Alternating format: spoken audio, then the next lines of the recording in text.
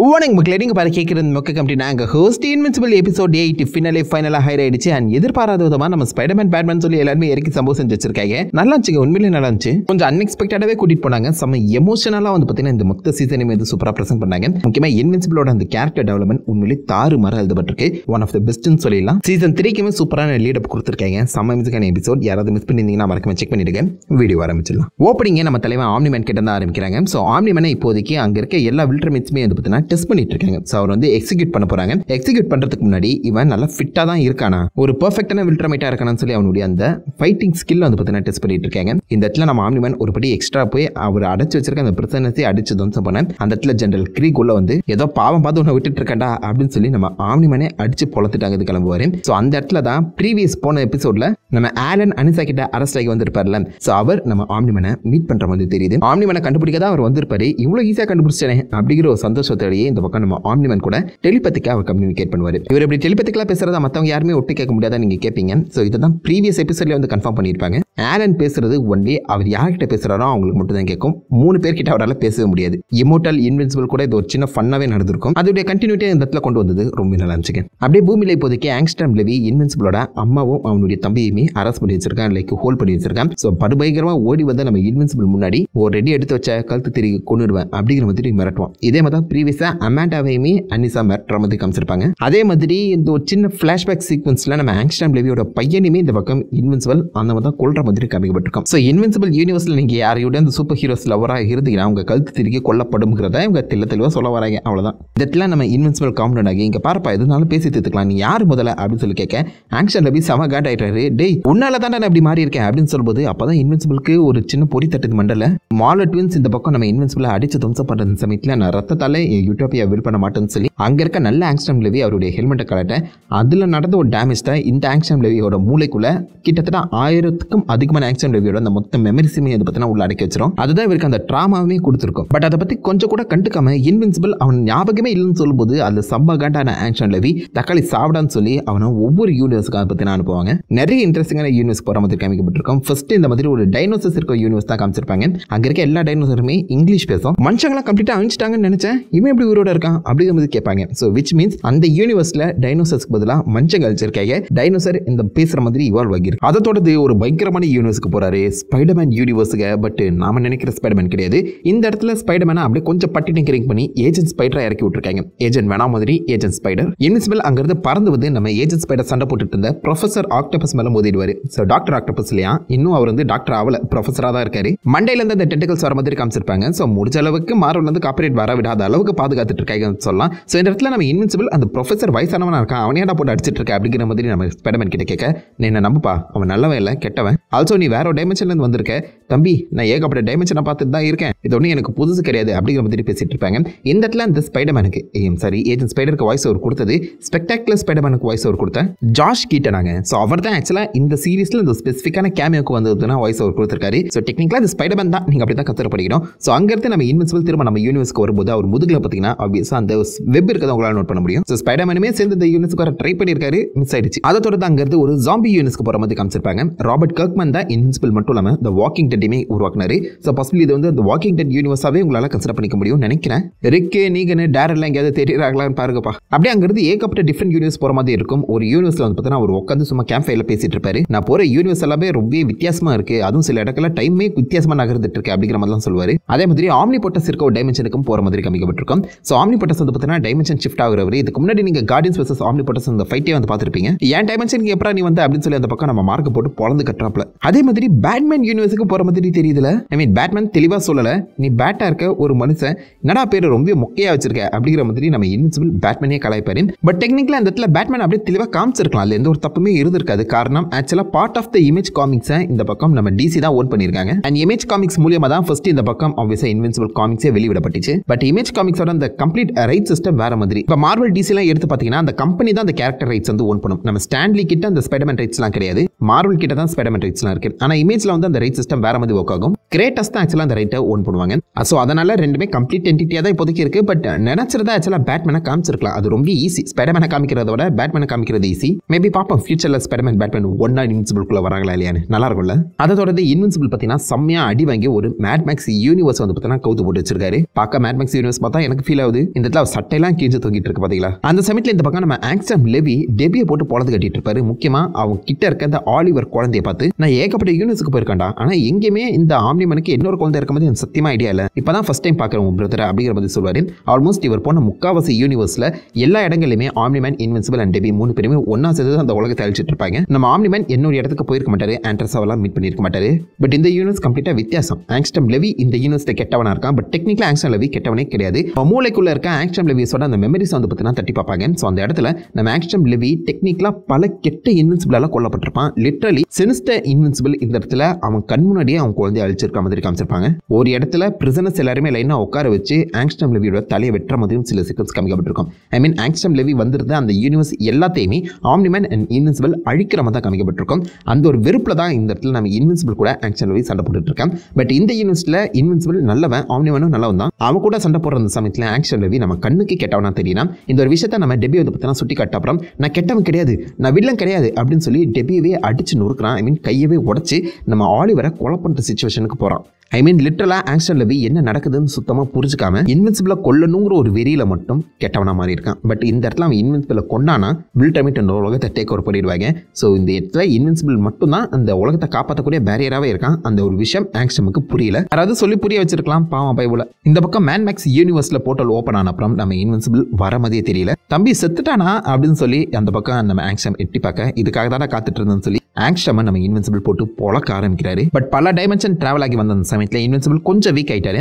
அந்த வீக்னஸை ஆங்ஸ்டம் தன்னுடைய பலமாக யூஸ் பண்ணி தக்காளி என் கையால் உன்னை கொல்லணும் தாண்டா இத்தனை யூனிவர்ஸை உன்னை அனுப்பி நான் உன்னை வீக் பண்ணேன், மாட்டினியாடா பம்பரை கட்ட மண்டியான்னு சொல்லி நம்ம ஆங்ஸ்டம் ஆக்சுவலாக இன்வின்சிபிளை யூனிவர்ஸாக டைமென்ஷனாக தாவி அடிப்பாப்ல. இதை பார்க்கும்போது எனக்கு அந்த வாட்சர் வெர்சஸ் அந்த அல்ட்ரான் ஃபைட் தாங்க ஞாபகம் வந்துச்சு. முக்கியமாக இந்த யூனிவர்ஸை நீங்க பாருங்க, டியூன் யூனிவர்ஸ்ல வர மாதிரி மூக்கில் ஒரு டெக் வந்து மாட்டியிருக்காங்க. அங்கேயுமே வந்த ஆங்ஸ்டம் லெவி அங்க இருக்க 2 பேரும் வந்து பார்த்தோன்னா தள்ளி போர்ட்டல் மூலியமா வேற ஒரு உலகத்துக்கு அனுப்பிச்சிட்றாப்ல. ஸோ மல்டிவர்சல் லெவல்லையுமே ஆங்ஸ்டம் லெவி கெட்டவனா தான் இருக்கான். இன்வின்சிபிளை கொல்லணுங்கிற ஒரு தாட் வந்து பார்த்தீங்கன்னா டெக்னிக்கலா நல்லவனா இருந்த ஆங்ஸ்டம் லெவியை கெட்டவனா மாத்திருச்சு. போன சீசன்ல ஐ மீன் போன பாட்டில் நீங்க எடுத்து பார்த்தீங்கன்னா நம்ம இன்வின்சிபிளை காப்பாற்ற தன்னுடைய உயிரை தியாகம் பண்ண ரெடியா இருந்த ஆங்ஸ்டம் பட் இந்த இடத்துல இன்வின்சிபிளை கொல்லணுங்கிற ஒரு வெறி அவனை லிட்டரலி ரொம்ப ஒரு மோசமான வில்லனா மாத்திருச்சு. ஸோ ஃபைனலா லைக் டியூன் மாதிரி ஒரு உலகத்துல எதுவுமே இல்லாத ஒரு உலகத்துல இந்த பக்கம் நம்ம இன்வின்சிபிளை போட்டு அடிச்சுக்கிட்டே உன் குடும்பத்தை நான் கொல்லாம விட மாட்டேன் தான் சொல்லி தெரியாதமா ஒரு வாயை விட்டுருவான். அந்த இடத்துல தான் நம்ம இன்வின்சிபிள் ட்ரிகர் ஆகி என் குடும்பத்து மேலே கை வச்சா கோயில் ஒன்று கொண்டுட்டு வரான்னு சொல்லி லிட்டரலாக தன் கண்ட்ரோலை மீறி இந்த பக்கம் ஆங்ஸ்டமை அடிச்சு கொள்வான். இதே மாதிரி ஒரு சீக்வன்ஸ் இதுக்கு முன்னாடி சீசனில் நம்ம ஆம்னிமேன் வெர்சஸ் இன்வின்சிபிள் ஃபைட் பண்ணிருக்கோம். அந்த இடத்துலையுமே ஆம்னிமேன் பார்த்தீங்கன்னா அவருடைய கண்ட்ரோலை மீறி அவன் பிள்ளையவே அடிக்கக்கூடிய ஒரு சுச்சுவேஷனுக்கு வந்திருப்பாப்ல. பட் தன்னை கண்ட்ரோல் பண்ணி அந்த ஃபைனல் ப்ளோ வந்து பார்த்தீங்கன்னா கொடுத்துருக்க மாட்டான். லிட்டரலாக அந்த இடத்துல நம்ம ஆம்னிமேன் நினைச்சிருந்தா இன்வின்சிபிளை கொண்டு இருக்கலாம். பட் ஃபைனல் ப்ளோ வந்து நம்ம ஆம்னிமேன் அடிச்சிருக்க மாட்டாரு.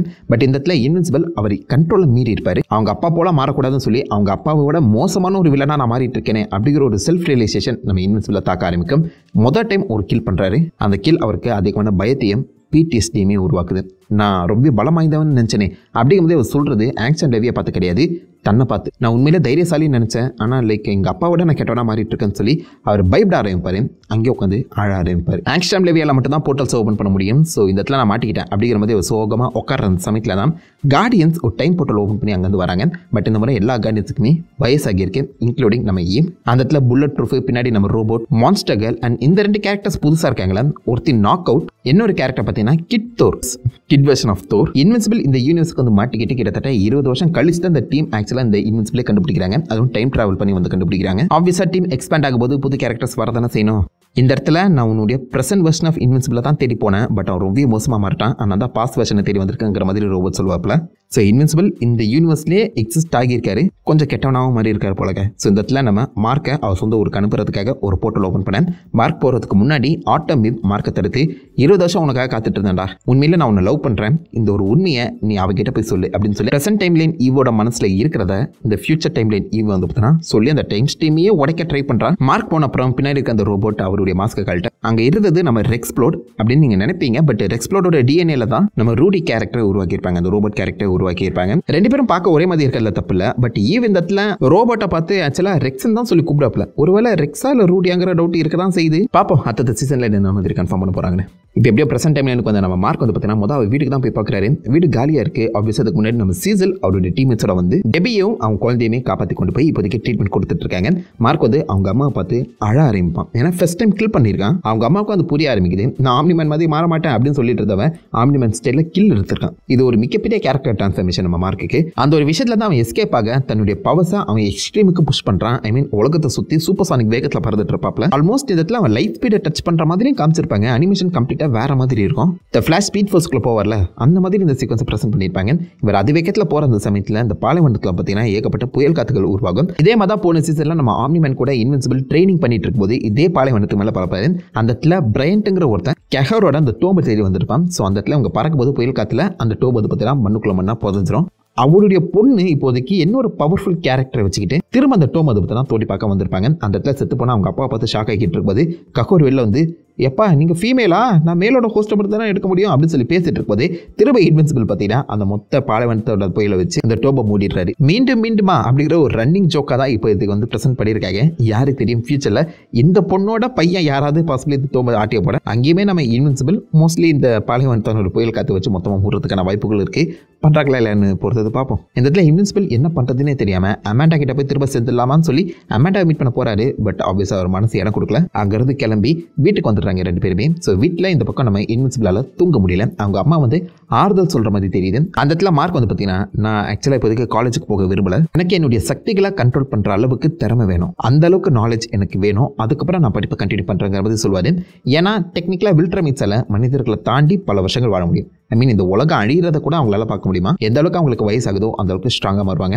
ரொம்பவே பவர்ஃபுல் கேரக்டர்ஸ். ஸோ மார்க்கால ஆக்சுவலாக பல ஆயிரம் வருஷங்கள் உயிரோட இருக்க முடியும். ஸோ அப்போதைக்கு நான் படிச்சுக்கிறேன். இப்போதைக்கு என் பவரை கண்ட்ரோல் பண்ணுறது தான் முக்கியமான விஷயமா தெரியுது. என் கண்ட்ரோலில் நான் மீறக்கூடாது அப்படிங்கிற ஒரு விஷயத்த அவங்க அம்மாக்கு சொல்லி புரிய வைக்க ட்ரை பண்ணுறாரு. பட் அவங்க அம்மாவில் அதை அண்டர்ஸ்டாண்ட் பண்ண முடியலன்னு சொல்லி அங்கிருந்து கிளம்பி நம்ம ஆட்டம் ஈவன் வந்து பார்த்து மீட் பண்ணி அந்த இடத்துல ரெண்டு பேருமே பார்த்தீங்கன்னா டைம் ஸ்பெண்ட் பண்ணுற மாதிரியும் தெரியுது. ஸோ இந்த இடத்துல ஆக்சுவலாக நம்ம ஆட்டம் ஈவ் மனசில் இருக்கிறது என்னங்கிற ஒரு விஷயத்த நம்ம மார்க் கேட்க வந்துருவாரு. பட் இருந்தாலும் இப்போதைக்கு அதை நான் கேட்கக்கூடாதுன்னு சொல்லி அமைதியாக தான் கஷ்டம் எல்லாத்தையுமே ஆட்டம் ஈவ் கூட மார்க் ஷேர் பண்ணுற மாதிரி தெரியுது. கண்டிப்பாக ரெண்டு பேருமே ஜோடி சேர்ந்துருவாங்க நான் நினைக்கிறேன்.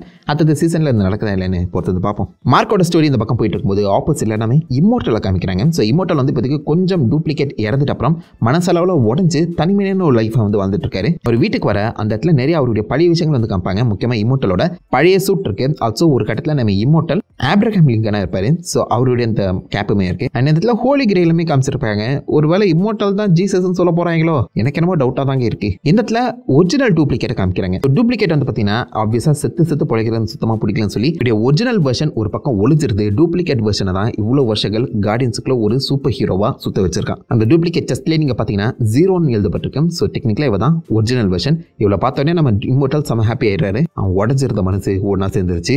நீ இனிமேல் இப்படி இருக்காதுன்னு சொல்லி ரெண்டு பேருமே பார்த்தீங்கன்னா இப்போதைக்கு ஒன்றா ஜாயின் ஆயிடுறாங்க. ஸோ இதுக்கப்புறம் டூப்ளிகேட் என்ன மாதிரி கண்டினியூ ஆக போகிறாங்க தெரியல. மேபி இம்மோர்டல் கூட அவங்க தனியாக டைம் ஸ்பெண்ட் பண்ணலாம். இல்லை ரெண்டு பேருமே இந்த உலகத்தை விட்டு எஸ்கேப் ஆனாலும் ஆகலாம். என்ன பண்ண போகிறாங்கன்னு பார்ப்போம்.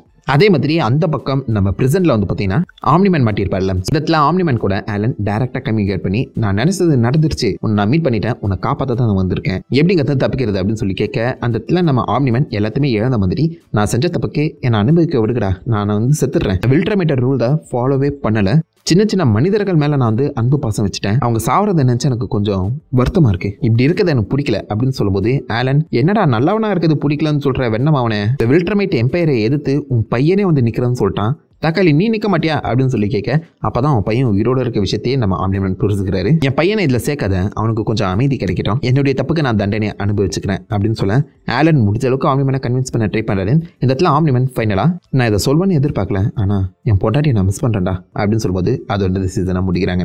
ஸோ விச் மீன்ஸ் ஆம்னிமேனுக்குள்ளே இப்போதைக்கு ஒரு ஃபீலிங் வந்திருக்கு.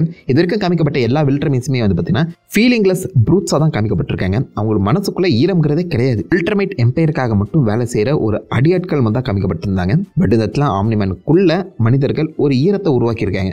ஐ மீன் வில்ட்ரமேட்டாக இருந்தால் ஆம்னிமேனை மனுஷனாக மாற்றிருக்காங்க. இது எதோ நோக்கி போகுது, என்ன மாதிரி சீசன் 3 வரப்போகுதுங்கிறத நம்ம பொறுத்தது பார்த்தா தான் தெரியும். பட் ஓவராலாகவே சூப்பர் எமோஷனலாக நம்ம இன்வின்சிபிளுக்கு அமேசிங்கான கதை, அமேசிங்கான கேரக்டருக்கு வந்து பார்த்தீங்கன்னா கொடுத்துருக்காங்க. செம்மையாக எழுதப்பட்டிருக்கு கதை, செம்ம வர்த்தியான ஒரு சீசன், செம்ம எமோஷனலான ஒரு சீசன். கண்டிப்பாக எல்லாருக்குமே பிடிக்கும்னு நினைக்கிறேன். ஸோ இந்த சீசனை ஃபாலோ பண்ணவங்க எல்லாருமே உதாசமாக இருக்குமே கீழே கமெண்ட் பண்ணிட்டு அவுட் ஆஃப் 5 ஸ்டார்ஸ் இந்த சீசனுக்கு எவ்வளோ ஸ்டார்ஸ் கொடுப்பீங்க அதே கீழே சொல்லுங்கள். நான் உங்களை நல்ல ஒரு ஆசமான வீட்டில் இருந்து பற்றி நிறுத்திருக்கேன். Have fun guys. வட்டா.